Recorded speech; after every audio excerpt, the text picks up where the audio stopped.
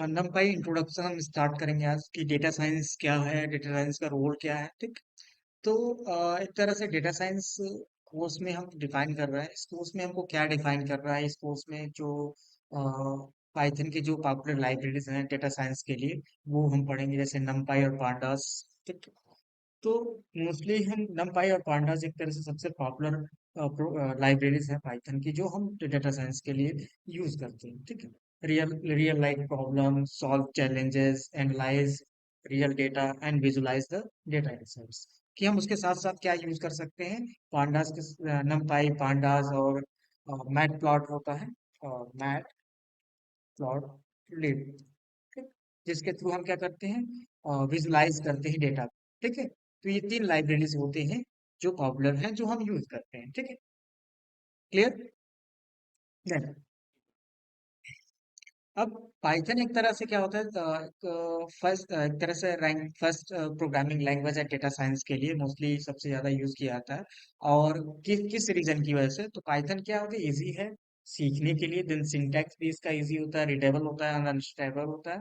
Then there are many useful libraries to perform computation, जैसे कि आपका मैथमेटिकल कंप्यूटेशंस, फिर स्टैटिकल कैलकुलेशंस करना हो, तो इस तरह के कैलकुलेशन या ऑपरेशन करने हो, तो बहुत ही इजी वे में ये आपका अप्लाई कर देता है उस कंप्यूटेशंस को या कैलकुलेशंस को। ठीक है। तो इसलिए क्या होता है कि हम डेटा साइंस के लिए हम पाइथन का यूज करते हैं। ओके। क्लियर।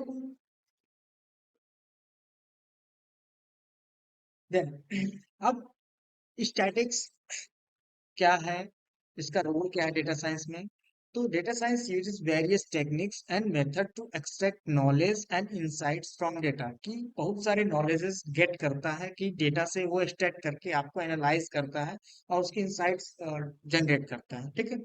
तो कुछ बेसिक्स हमको जानना पड़ेगा कि स्टैटिक्स क्या है, कि हमको सबसे पहले स्टैटिक्स की नॉलेज लेनी पड़ेगी, क्योंकि स्टैटिक्स ही सबसे बेस होता है, उस एक तरह से बिल्डिंग ब्लॉक होता है किसी भी डेटा को एनालाइज करने का। ठीक है।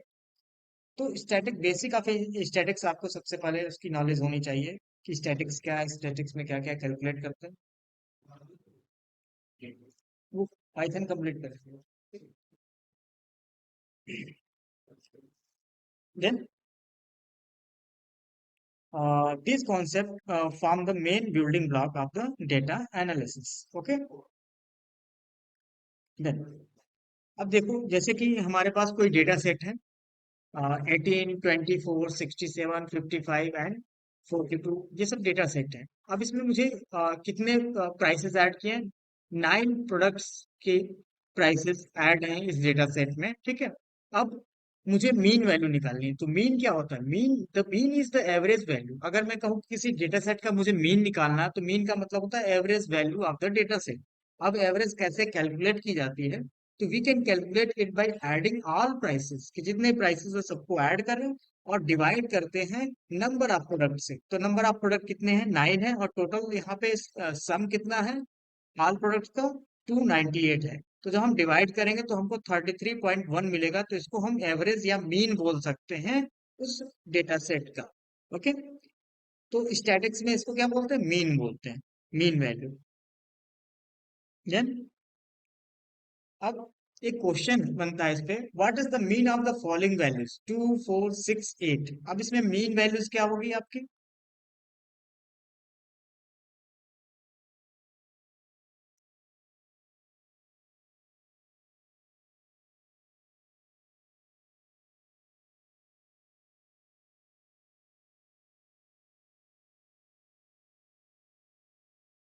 इसमें मीन वैल्यू होगी आपकी 2, 4, 6, पहले ऐड होगा 6 + 6 12 होगा, 12 + 8 18, आपका 20 होगा। ठीक।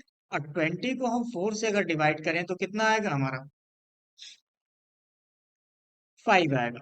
तो हमारी वैल्यू क्या होगी, मीन वैल्यू 5 हो गई। ओके। देन अब आगे चलते हैं। अब आते हैं मीडियन क्या होता है।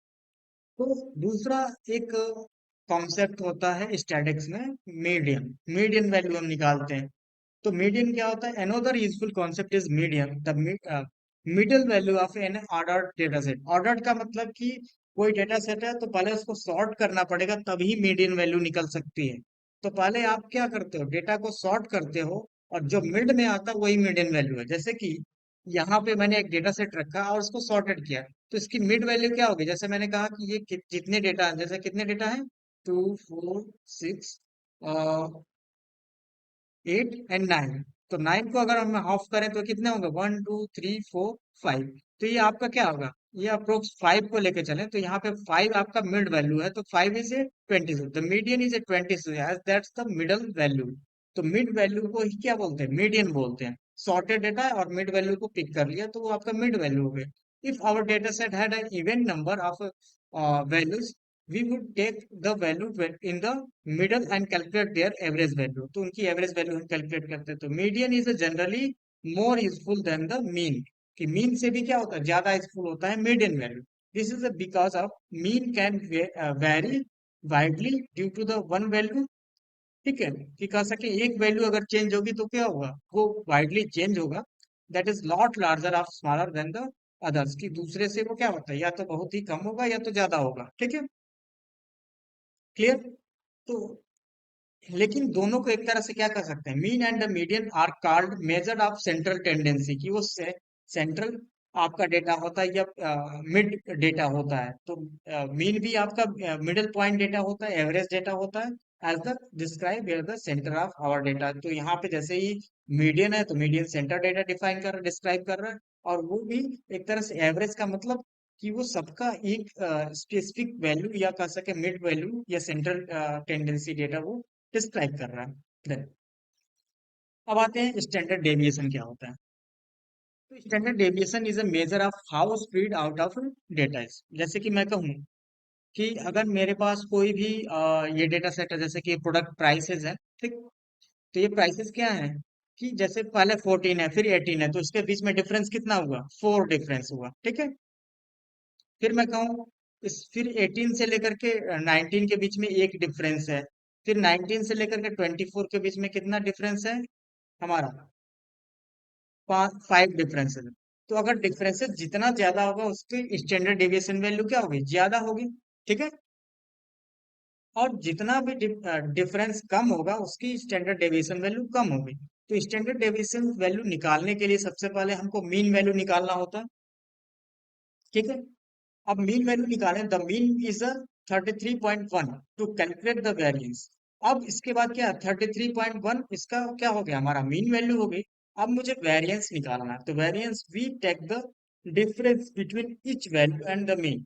तो जो मीन वैल्यू है उसको जितने भी वैल्यूज हैं उसको क्या करना है, उसकी डिफरेंसेस निकालना है। तो डिफरेंसेस हम निकाल लेंगे, और डिफरेंसेस निकालने के बाद उसको स्क्वायर करेंगे and then average the result, और उसका एवरेज निकालेंगे। तो इसको माइनस करने के बाद एवरेज स्क्वायर निकालेंगे, और स्क्वायर निकालने के बाद उसका एवरेज निकालेंगे, तो उसका वेरियंस आपका रिजल्ट क्या आएगा? 292.5। ठीक है, क्लियर? तो वेरियंस इसको बोलेंगे। ठीक, नेक्स्ट है वेरियंस। जब निकल गया तो वेरियंस को जब हम अंडर रूट करते हैं, स्क्वायर रूट, तो हमारा क्या है, 17.1 को अगर स्क्वायर करेंगे तो 292.5 आपकी वैल्यू आएगी। तो अगर मैं कहूँ यहाँ पे कैलकुलेटर से हम कैलकुलेट भी कर लेते हैं, क्रॉस चेक कर लेते हैं, कि यहाँ पे देख सकते हो यहाँ पे क्या वैल्यू, 17.1। तो हम 17.1 को अगर मल्टीप्लाई करें 17.1 से, तो हमारा रिजल्ट क्या आएगा देखो, 292.41। 92.41 मतलब अप्रोक्स उतना ही आ रहा है। ठीक है,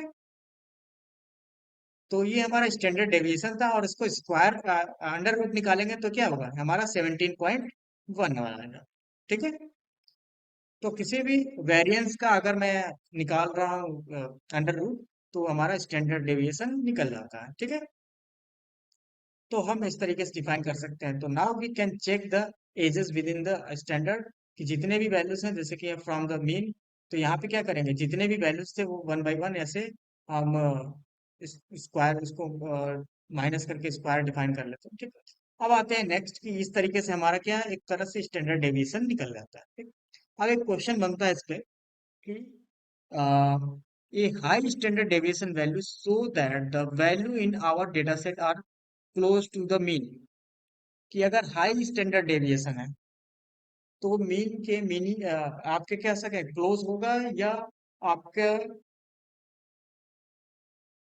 उससे ज्यादा होगा, ये बताइए, ट्रू या फॉल्स।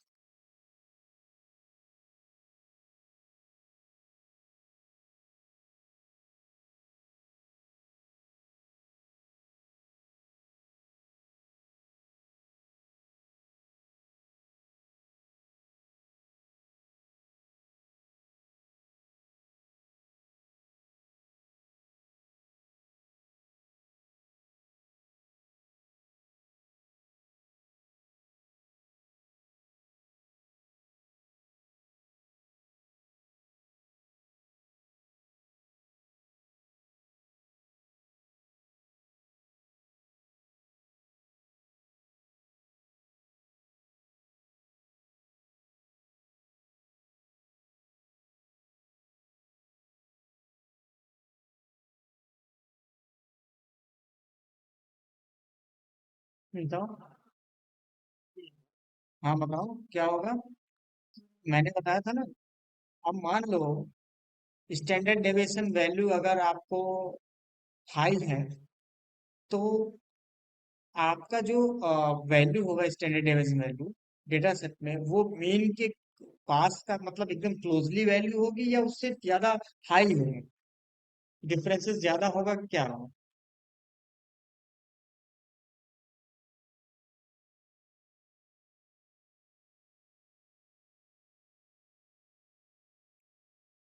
अगर स्टैंडर्ड डेविएशन हाई है तो मीन वैल्यू से वो क्लोज नहीं होगा, उससे थोड़ा सा क्या होगा, वो वैल्यू उससे बहुत ही बड़ा ज्यादा डिफरेंस होगा, क्लोज मतलब उसके पास की वैल्यू नहीं होगी वो। ठीक है। देन ठीक है। तो स्टैंडर्ड डेविएशन अगर हाई है तो इसका मतलब क्या है, वो डेटा स्प्रेड है, एक दूसरे से बहुत ज्यादा दूर दूर है डेटा। ठीक है।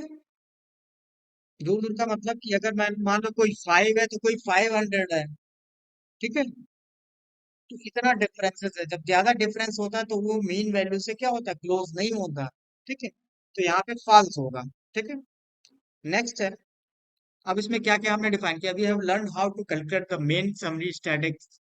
मीन कैसे कैलकुलेट करना, तो average of the value, median क्या है तो middle of the value, standard deviation क्या है कि हमारा डेटा कितना स्प्रेड कर रहा है, स्प्रेड का मतलब कितना ज्यादा आपका क्लोज है मीन वैल्यू से हमारा डेटा, या कितना ज्यादा वो स्प्रेड कर किया हुआ है डेटा।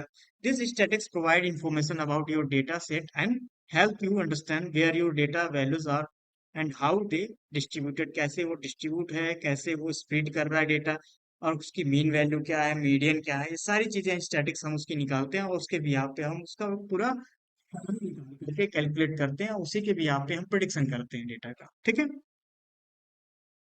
क्लियर। देन अब एक क्वेश्चन बनता है इस पे, what would be the standard deviation for the data set containing the same value, कि अगर मान लो अगर सेम वैल्यू है तो इसका स्टैंडर्ड डेविएशन क्या होगा। क्यों? मान लो आपके पास ऐसा डेटा सेट है जिसमें सब सेम वैल्यू है, तो स्टैंडर्ड डेविएशन क्या होगा, 1 होगा, 0 होगा या इंफिनिटी होगा। 0 होगा ना कि मतलब कि सारे सेम डेटा है तो वो थोड़ा सा भी स्प्लिट नहीं है डेटा, या डिफरेंसेस नहीं है बीच में डेटा, तो 0 होगा आपका स्टैंडर्ड डेविएशन। ठीक है। तो अगर ज्यादा होता है तो आपका ज्यादा स्टैंडर्ड डेविएशन डिफरेंसेस होता है, अगर दोनों सब में कोई डिफरेंस ही नहीं है, सब सेम डेटा है, तो 0 स्टैंडर्ड डेविएशन होगा। ठीक है। क्लियर। अब आते हैं, स्टार्ट करते हैं नमपाई।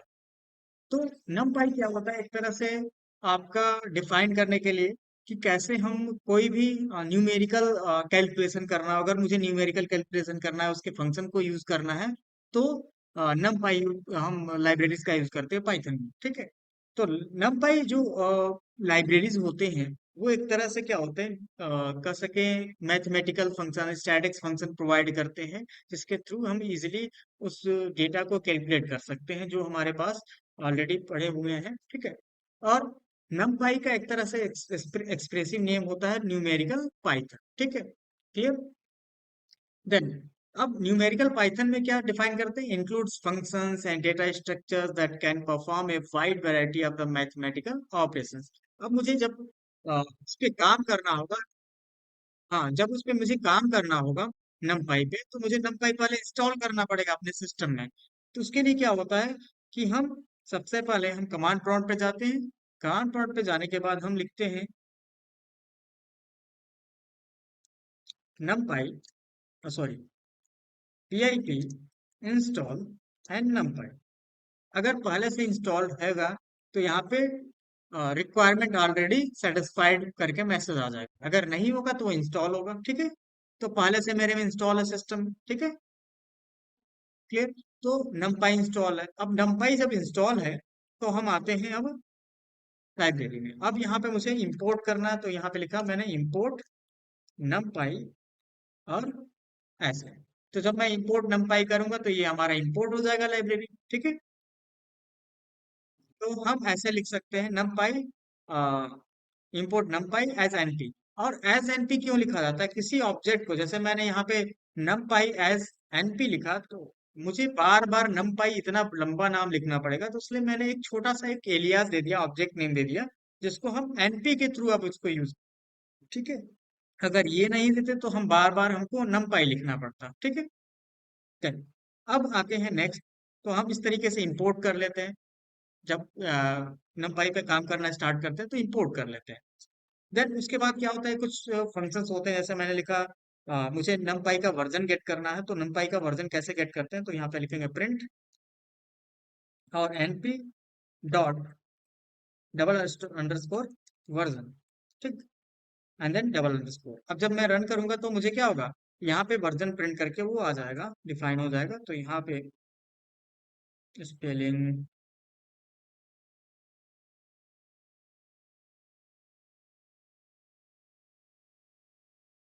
np इज नॉट डिफाइन, इसको रन नहीं किया मैं। हम्म, ठीक, रन कर लोगे, पहले रन कर लोगे तभी जाकर काम करेगा, ठीक है। तो जब रन करेंगे तो ये देखो यहाँ पे उसका वर्जन प्रिंट करके आ गया, ठीक है, क्लियर। देन अब आते हैं नेक्स्ट कि मुझे एरे पे काम करना है। तो इसके पहले जो हम एरे काम करते थे पाइथन में, तो उसको लिस्ट बोलते थे। जो आपका बेसिक लिस्ट होता है उसको हम एरे बोलते हैं पाइथन का। लेकिन उसमें कुछ फीचर्स नहीं होते हैं जो इसमें होते हैं। अब जैसे कि वो क्या होता है, हेट्रोजीनियस आपके एरे होते थे, ठीक। और ये जो है एरे है वो होमोजीनियस है। होमोजीनियस का मतलब कि इसमें सेम टाइप के ही डेटा हम रख सकते हैं, ठीक है।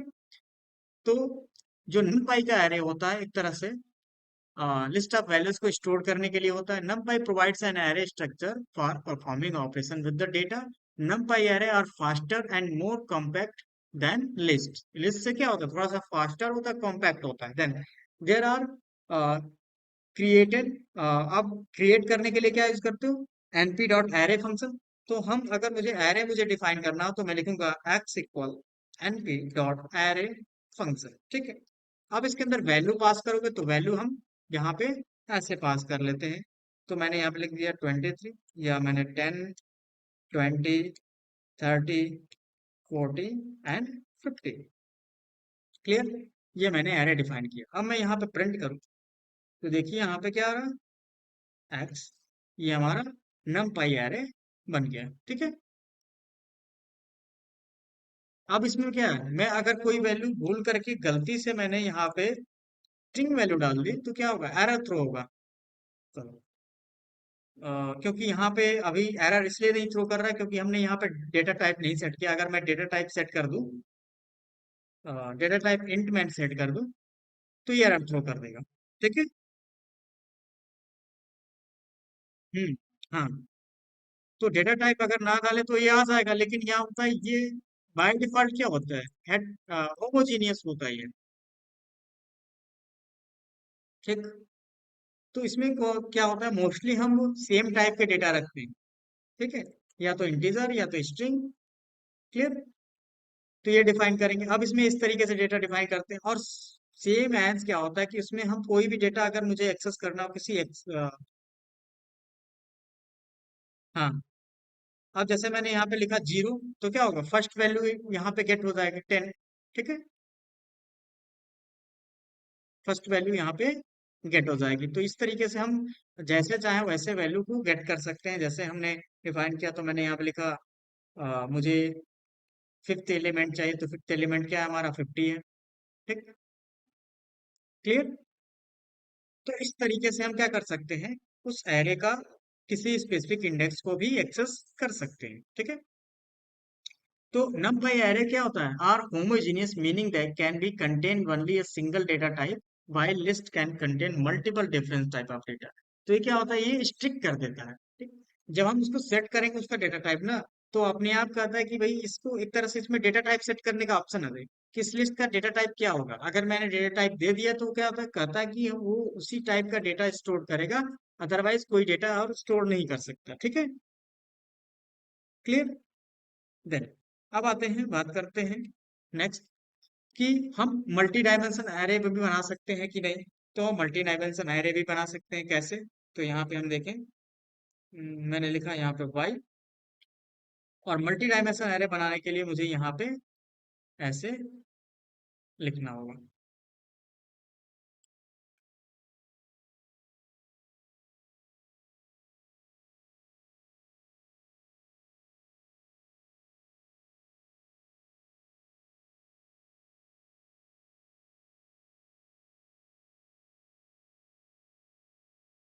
ठीक, अब मैं प्रिंट करूँ, देखो 1 मिनट।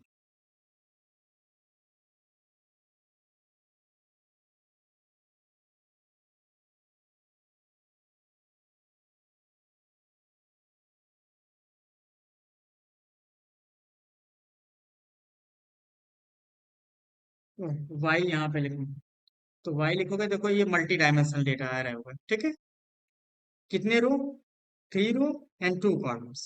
ठीक है, और लिस्ट एक तरह से क्या होता है, मल्टी डायमेंशन एरे नहीं होता।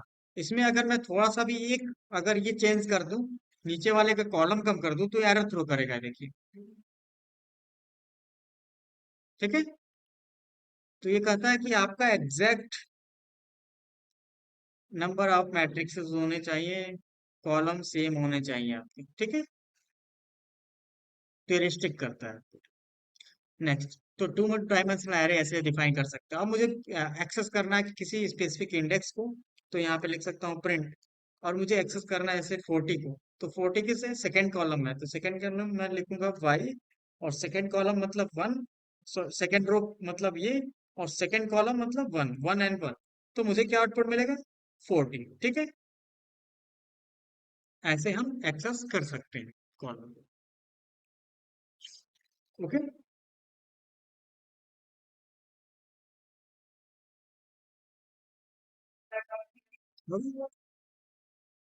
नेक्स्ट, अब आते हैं कि कुछ प्रॉपर्टीज होते हैं numpy array have properties which can be access using a dot. तो जैसे कि हम, अगर मैं कहूँ कि मुझे कुछ इसकी डिटेल्स चाहिए, किसकी, एरे की, numpy एरे की डिटेल्स चाहिए, तो हम कैसे एक्सेस कर सकते हैं। तो पहले मैंने लिख दिया यहाँ पे नंबर ऑफ डायमेंशंस, तो मैंने यहाँ पे लिख दिया नंबर ऑफ डायमेंस, और comma Y dot N D I M, और रन करते हैं तो देखिए क्या आ गया, नंबर ऑफ डायमेंशन कितने हैं, 2। ठीक, और इसके पहले हमारा नंबर ऑफ डायमेंशन क्या था एक्स वाले में, तो यहाँ पे मैं एक और ऐड कर देता हूँ, यहाँ पे लिख देता हूँ number of dimension of Y, sorry X. तो रन करते हैं तो नंबर ऑफ डायमेंशन क्या होगा, 1 होगा। तो एक्स का लीनियर मतलब एक सिंगल डायमेंशन है, 1 डायमेंशन है, और जो वाई है उसका क्या है, डायमेंशन 2 है। ठीक है, क्लियर।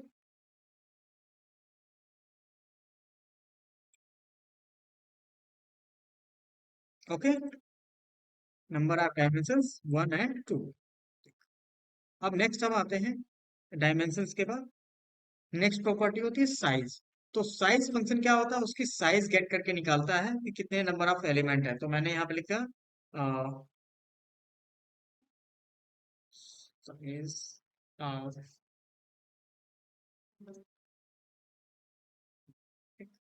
तो यहाँ पे हम लिख देते हैं साइज। Size property. देखो साइज हमारा क्या है, 6। टोटल एलिमेंट कितने हैं, 6 है। ठीक है। तो नंबर ऑफ एलिमेंट क्या होता है, ये सब काउंट करके आपको दे देता है कि कितने नंबर ऑफ एलिमेंट हैं उस पार्टिकुलर एरे में। ठीक है। तो इस तरीके से साइज भी ऐड कर सकते हैं। नेक्स्ट है हमारा शेप। तो शेप ये डिफाइन करता है कि उसका शेप क्या है हमारे एरे का, तो हम यहाँ पे प्रिंट कर सकते हैं कि उसका शेप क्या है। Shape of Y array. ठीक। तो वाई डॉट, तो हम जब शेप प्रिंट करेंगे वाई एरे का, तो शेप ऑफ वाई एरे 3/2। उसका क्या है, 3 रो एंड 2 कॉलम्स है, ये शेप हो गया। ठीक है। क्लियर।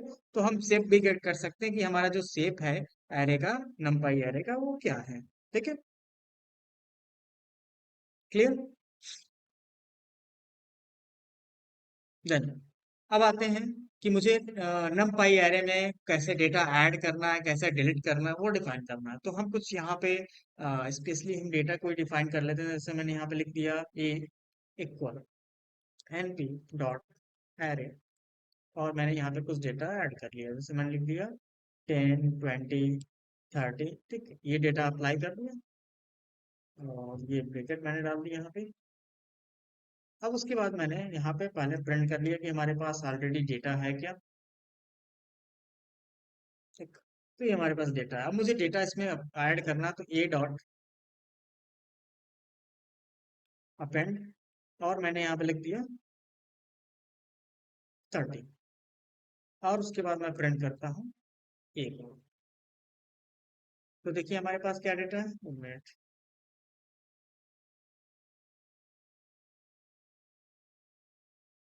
सॉरी, यहाँ पे आपको लिखना होगा np डॉट अपेंड, और किसमें, ए में, एरे में। ठीक। ऐसा। तो देखो यहाँ पे क्या ऐड होगा, 30 ऐड हो गया लास्ट। तो अपेंड फंक्शन हमेशा लास्ट में ऐड करता है, तो np डॉट ऐड 40। तो दो आपका डेटा ऐड हो जाएगा, देखो। ठीक है। तो इस तरीके से हम एरे में डेटा ऐड कर सकते हैं। तो एनपी में अपेंड फंक्शन होता है, इसमें एरे पास करना, किस एरे में ऐड करना है और क्या वैल्यू ऐड करना है, वो ऐड कर सकते हो। तो यहाँ पे मान लो 42 टाइम्स ऐड करना है मुझे, तो 42 टाइम्स यहाँ पे ऐड कर सकता हूँ। ठीक। 1 मिनट, यहाँ पे फिर दोबारा रन करते हैं, फिर यहाँ पे रन करते हैं। हम्म,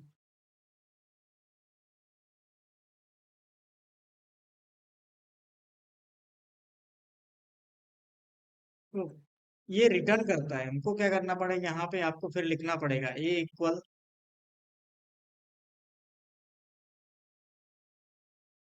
ये आपको ऐसे लिखना पड़ेगा, तब जाके वो अपडेशन वहां पे दिखेगा। ठीक है।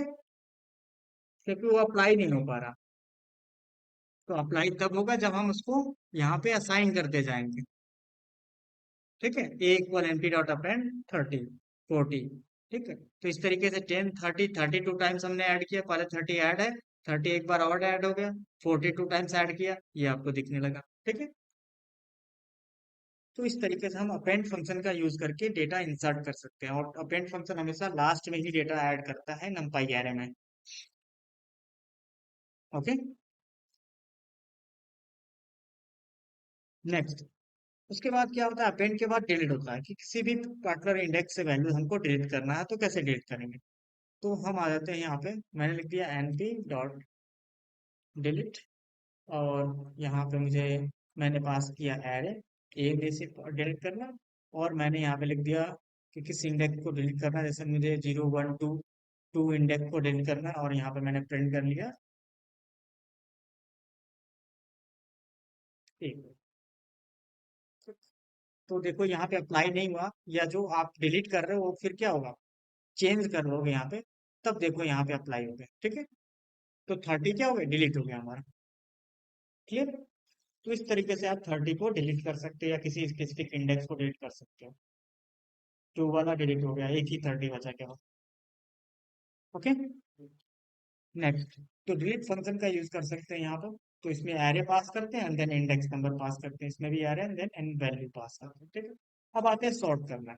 अब मुझे डेटा को सॉर्ट करना है, जैसे ये डेटा पहले से सॉर्टेड है, तो मेरे पास अगर डेटा सॉर्टेड नहीं है तो हम किसी और डेटा को ले लेते हैं, जैसे N equal N P dot array, और यहाँ पे मैं डेटा ऐसा रख लेता हूँ जैसे 56, 10, 5, 99, 45, 120, ठीक।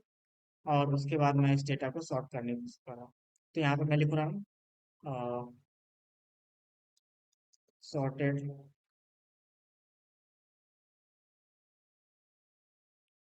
Data equal np dot sort, और सॉर्ट में यहाँ पे मैं वैल्यू पास कर देता हूँ किसको मुझे सॉर्ट करनी है।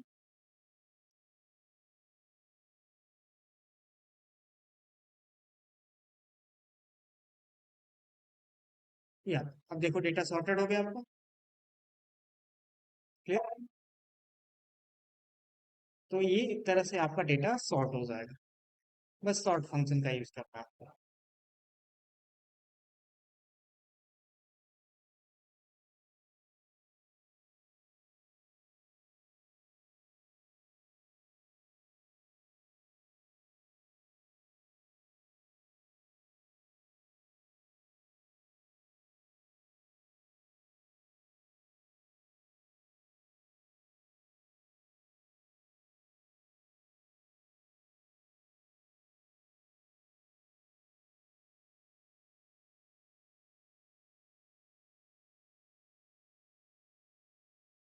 ठीक है?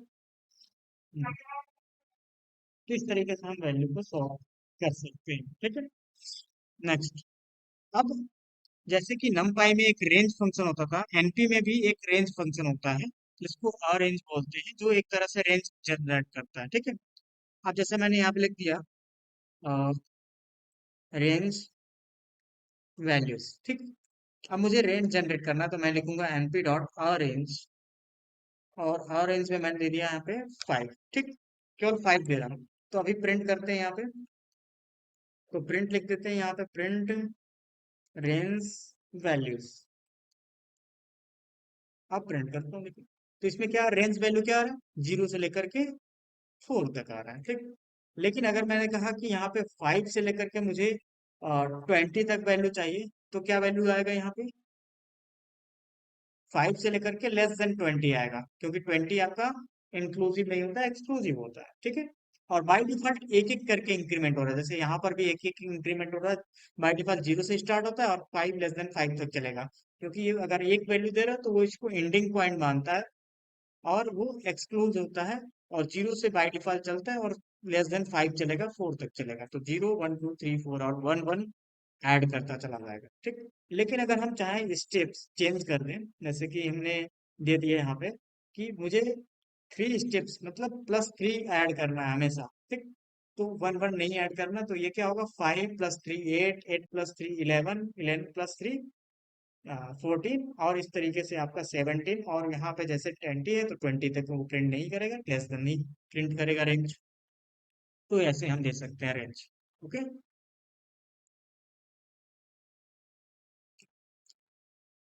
देन अब उसके बाद आपको रिवर्स रेंज कभी कभी प्रिंट करना होता है, रिवर्स रेंज ऐसे दे सकते हो, जैसे मैंने लिख दिया यहाँ पे और 20 दे दिया, और 1 दे दिया यहाँ पे, एंड देन -1 यहाँ पे दे दोगे, तो यहाँ पे अगर प्रिंट करोगे तो देखो यहाँ पे 20 से लेकर के -1, तो यहाँ पे 1 नहीं, आप लिख दोगे 0,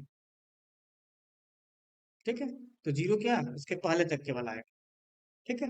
तो 20 से लेकर के 1 तक का रेंज ही है आपका, -1 लिखोगे तो डिक्रीज होता चला जाएगा, ओके। तो इस तरीके से हम रेंज फंक्शन का यूज कर सकते हैं, जैसे हमने रेंज फंक्शन का पाइथन में किया था,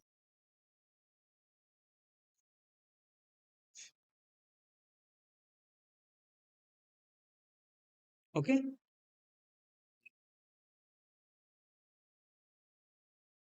नेक्स्ट, अब कभी कभी क्या होता है कि जब हम numpy में कोई डेटा रखते हैं, तो वो डेटा क्या होता है, अ, दूसरे टाइप से मैच नहीं करता। मान लो यहाँ पे फ्लोटिंग डेटा मैंने रखा, और दूसरे क्या डेटा है आपके, इंटीजर डेटा है, तो वो ऑटोमेटिक अपने यहाँ पे वो क्या करता है, अप कास्ट कर देता है। अप कास्ट का मतलब कि अगर एक फ्लोट होगा तो सबको फ्लोट में कन्वर्ट कर देगा, जैसे कि अगर हमारे पास कोई वैल्यू है, जैसे मैंने लिखा x equal np dot array, और कोई वैल्यूज मैंने यहाँ पे जैसे स्टार्टिंग में इंटीजर, देन 9.3 मैंने रखा, फिर 6, 8, 3.5 रख दिया, ठीक।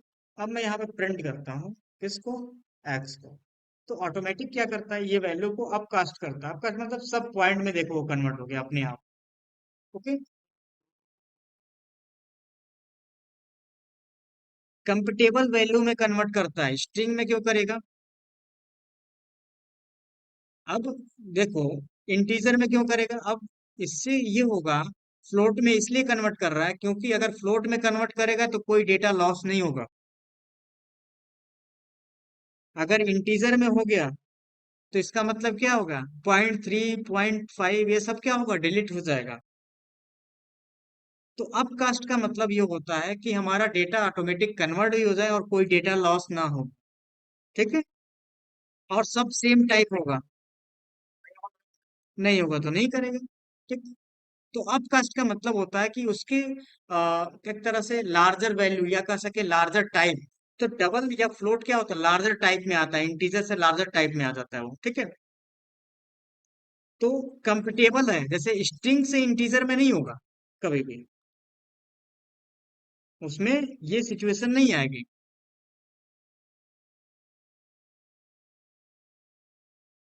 हाँ, फ्लोट में, अगर इंटीजर में लिस्ट में एक फ्लोट हो गया तो सब फ्लोट में कन्वर्ट कर देगा। ठीक है।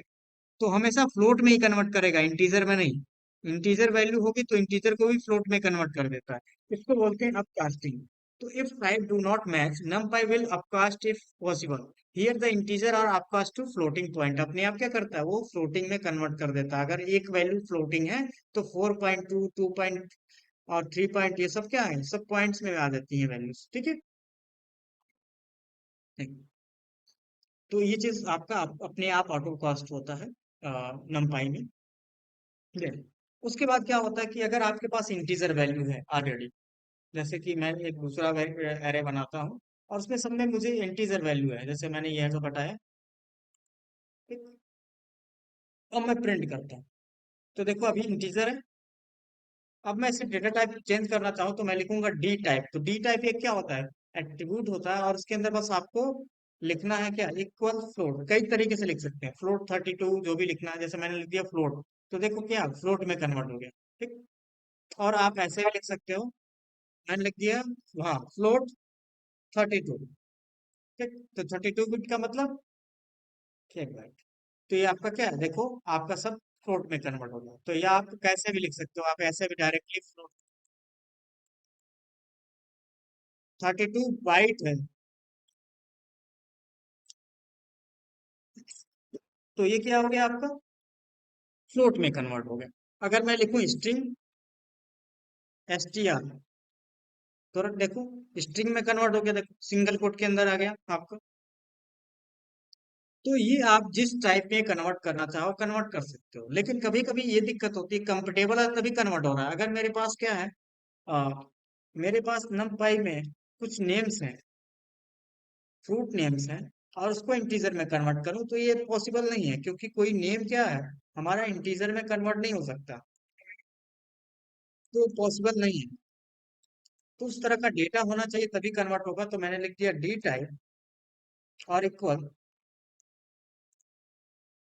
इंट, और उसके बाद मैं प्रिंट करना चाहता हूँ एक्स को। तो देखो क्या आ रहा है, नहीं आ रहा, एरर आ रहा है। तो इस तरीके से वो नहीं कन्वर्ट हो सकता, क्योंकि इसका इंटीजर वैल्यू नहीं होगा, पॉसिबल कन्वर्जन नहीं है। ठीक है। तो इसको हम कन्वर्ट नहीं कर सकते। तो पॉसिबिलिटी रहेगी तभी कन्वर्ट हो सकता है वो इंटीजर में। अगर फ्रैक्शन है तब इंटीजर में कन्वर्ट होगा, जैसे कि मान लो यहाँ पे मैंने लिख दिया फ्रैक्शन वैल्यू दे दिया 5.8 और 9.5। तो क्या होगा, 5 और 8 9 हो जाएगा, फ्रैक्शन वैल्यू रिमूव हो जाएगी आपकी। ठीक। तो इस तरीके से कन्वर्ट हो जाएगा आपका। तो यहाँ पे डी टाइप लिख करके उसको कन्वर्ट भी कर सकते हैं, एक साथ सब कन्वर्ट हो जाएगा, ठीक है। तो डी टाइप क्या होता है, एक कीवर्ड होता है जिसके थ्रू हम सारे वैल्यूज को एक साथ कन्वर्ट कर सकते हैं। एक एक करके आपको कन्वर्ट करने की जरूरत नहीं। हाँ, सब सब एक साथ कन्वर्ट हो जाएगा। हाँ हाँ। अब उसके बाद क्या है कि मुझे डिफाइन करना है, एक मल्टी डायमेंशन एरे जनरेट करना है कि क्या numpy में मल्टी डायमेंशन एरे डिफाइन कर सकते हैं या नहीं। तो हम यहाँ से ऐसे लिख सकते हैं, जैसे कि मान लो मैंने यहाँ पे लिखा एक्स इक्वल, फिर एन पी डॉट एरे लिखा मैंने। उसके बाद मैंने डिफाइन किया यहाँ पे ब्रैकेट के अंदर, फिर रेंज।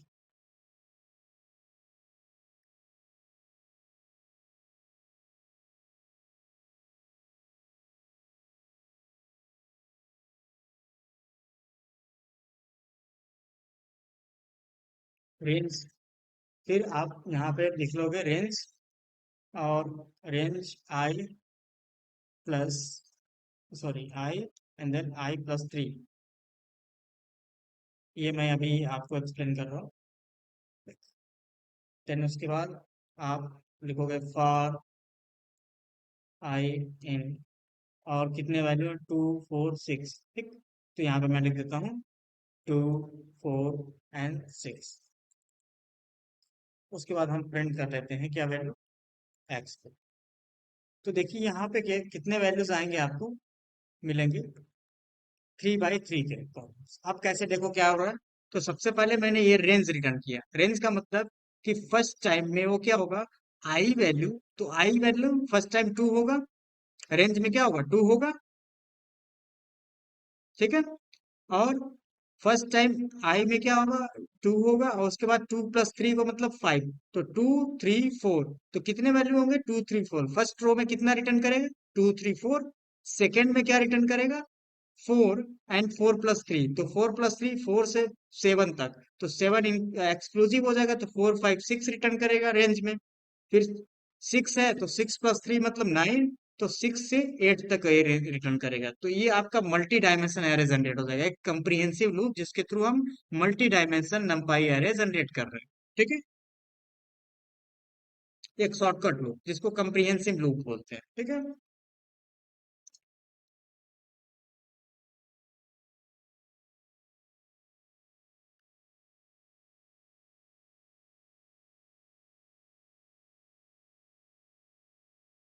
ठीक है, कंप्रीहेंसिव फॉर लूप।